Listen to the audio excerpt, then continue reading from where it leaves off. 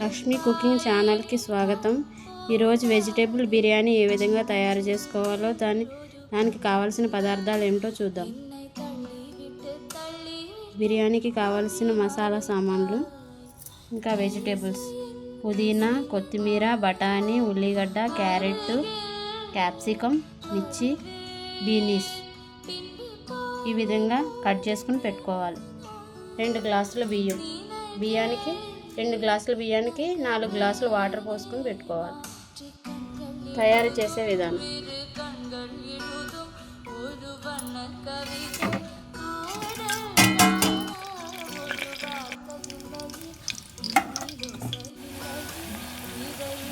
ఇలా కొంచెం 1 tea spoon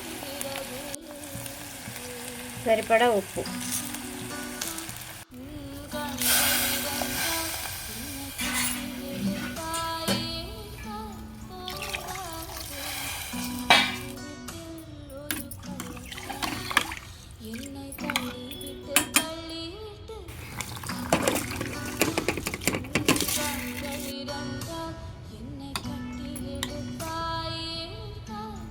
మూత పెట్టి 2 విజిల్స్ వచ్చేంత వరకు ఉంచాలి.